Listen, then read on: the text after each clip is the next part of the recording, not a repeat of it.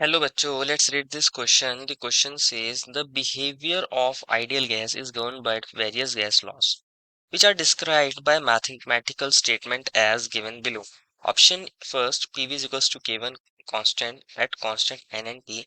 Option second, V upon T is equals to K2 constant at constant N and P. Option third is V upon N is equals to K3 constant at constant T and P. Option 4 is PV is equals to nRT, and option 5th is P upon T is equals to K4, that is constant at constant N and V. Answer the questions on the basis of above information. The value of K2 is option A is independent of nature and amount of gas. Option B is depends on temperature and pressure condition. Option C is depends on pressure and amount of gas. And option D is depends only on nature of gas. बच्चों इस question में हमें कुछ चार statements दी गई हैं और कुछ लॉज दिए गए हैं हमारे पास जो गैस लॉज होते हैं, और हमें इन चार स्टेटमेंट में बताना है कि हमारे पास जो K2 के रिस्पेक्ट में हमारी स्टेटमेंट है कौन सी वो करेक्ट होगी। तो बच्चों हमारे पास K2 किस में आ रहा था, V upon T is equals to K2 में आ रहा था। तो फर्स्ट ऑफ ऑल बात करते हैं इस क्वेश्चन में हमारे की कंसेप्ट की। जो हमारे पास ये V upon T is equals to K2 है, ये कौन से लॉ को हमारा एक्चुअल में बिलोंग करता है। एक्चुअल में ये होता है हमारे पास चार्ल्स लॉ। कौन सा लॉ होता है, चार्ल्स लॉ।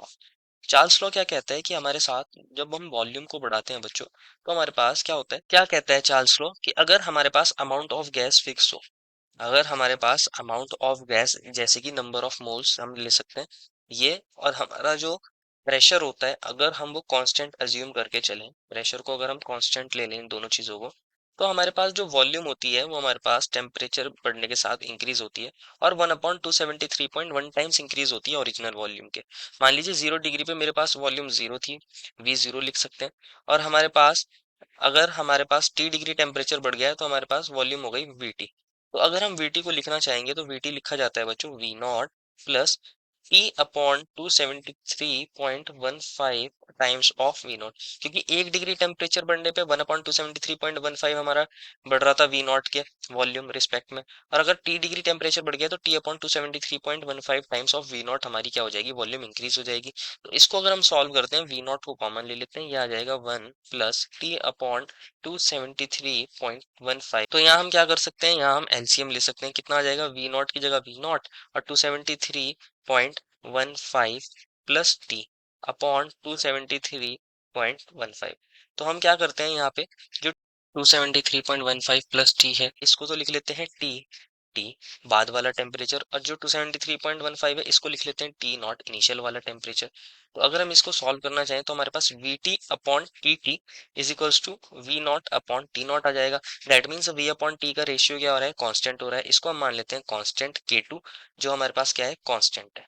क्या मान लेते हैं, इसको कांस्टेंट मान लेते हैं, या सिंपली इसको लिखना चाहें तो लिख सकते हैं जो हमारे पास V अपॉन टी है वो कांस्टेंट है। V अपॉन टी क्या है, कांस्टेंट है, लेकिन कंडीशन क्या है कि हमारे पास जो अमाउंट ऑफ गैस होना चाहिए वो फिक्स होना चाहिए, और जो हमारे पास प्रेशर है वो भी क्या होना चाहिए, कांस्टेंट होना चाहिए।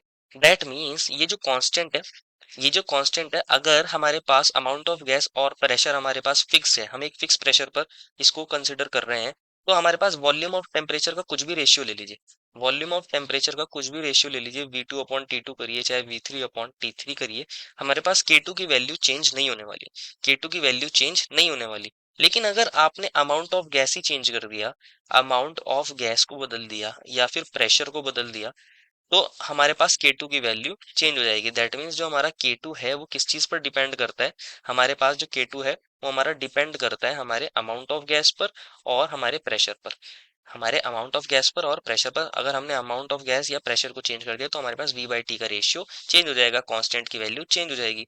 तो क्वेश्चन ने हमसे पूछा था value of K2 is independent of nature and amount of gas. बच्चों अमाउंट पे तो डिपेंड करता है, तो स्टेटमेंट ये गलत है। ऑप्शन बी में बोला है depends on temperature and pressure conditions. तो बच्चों एक बात समझना है, हमारे पास प्रेशर पर तो डिपेंड करता है, टेम्परेचर पे डिपेंड नहीं करता, क्योंकि हमने जब हमने कांस्टेंट प्रेशर और हम अमाउंट ऑफ गैस ले लिया था तो V/T का रेशियो हमारा कांस्टेंट आ रहा था।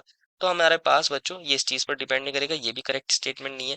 थर्ड में बोला है depend on pressure and amount of gas, ये वाली बात सही है, अभी हमने समझा है इसको।